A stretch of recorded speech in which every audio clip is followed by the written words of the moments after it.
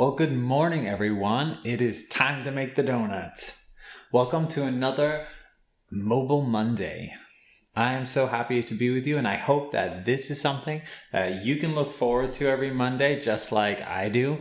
I know it's hard when you have the nice weekend, you have to go back to your school or your work, but we are musicians and we can actually be working on different stuff to make our weeks better. So let's unplug from the normal half-hour session of music that we allot ourselves each week and take this mobile. So this week, what we are going to be looking at is, when you have those songs and there's just one special part and you're like, ooh, I just can't get it. Like either the timing is off or there's just a part that you're not quite hearing correctly and it's not coming out. We're going to show you some awesome tech that you can get for free on your smartphone that is going to totally save your life in cases like this. So, before we delay any more, let's take this mobile.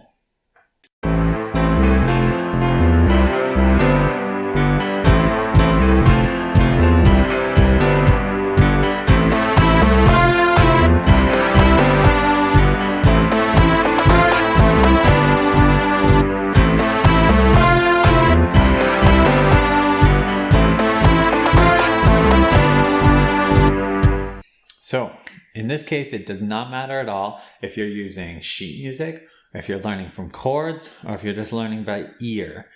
All of these definitely have aspects of learning audibly sometimes. And all you need is your phone, an MP3 of what you're playing, which if it is on sheet music, usually you can find some sort of MP3 to listen to, or you can get your teacher to play it or a friend to play it for you so that you can go over it later on. And this basic app that we're going to be looking at. So what we're going to be doing is we're going to take that difficult section, we're going to slow it down so that all the nitty-gritty parts of it will not escape us and we can figure this out. So what we're going to be using is just a basic app on your phone. It's going to be a speed changer. So literally there are tons of different apps out there that will do this. I'm using one that's called Music Speed Changer Lite Edition. It looks like this. And it does really basic things. It doesn't do a ton. And the reason I like that is because we don't have to do a ton of things for this. But here we're going to listen to our intro at the beginning.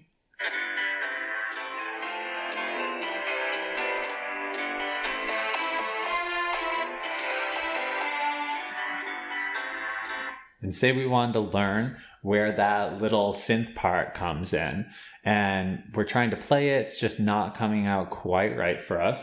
We can actually separate it right where that comes in.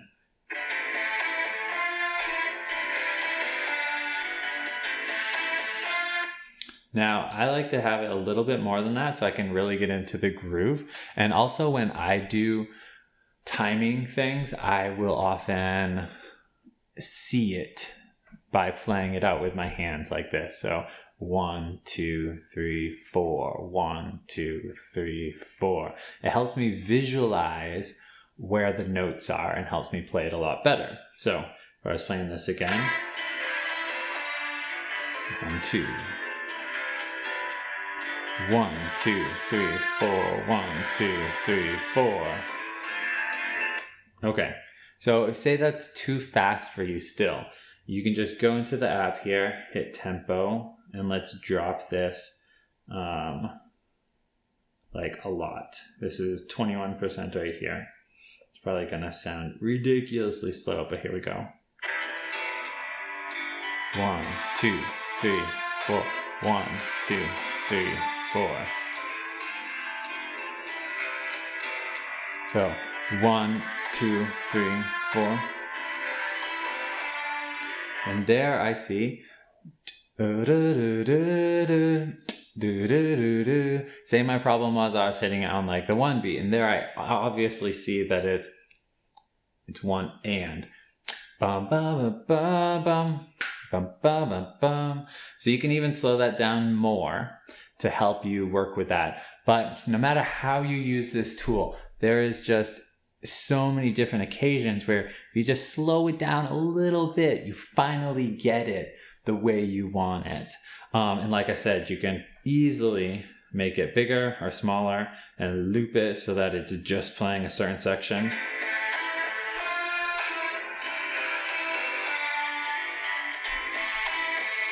And just have it looping over and over and over again and keep doing that.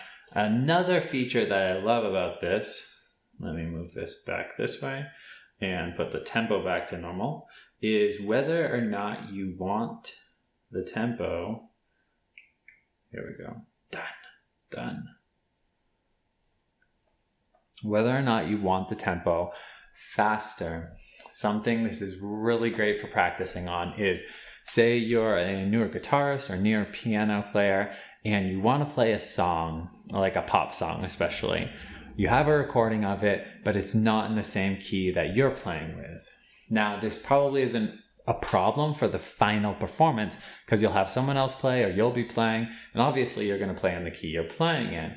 But the problem comes with practicing. It is so much easier to practice with a actual recording. Play along right with it. You really get to know where your timing is off. You really get to know how, when you're singing and playing, how that works together if you're playing with a recording. So what you can do is literally in here we have a pitch changer. Every time you go up one, it goes up a half step. So here's this up a half step.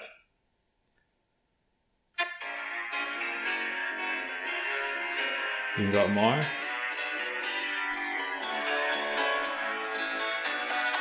I can even go up more.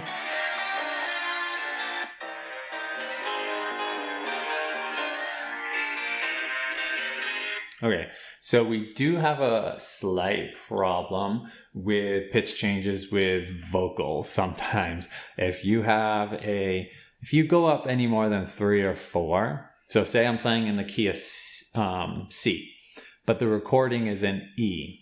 That is actually C sharp, D, D sharp, E. 4 different half steps. So we're going to be bumping that down 4, so -4.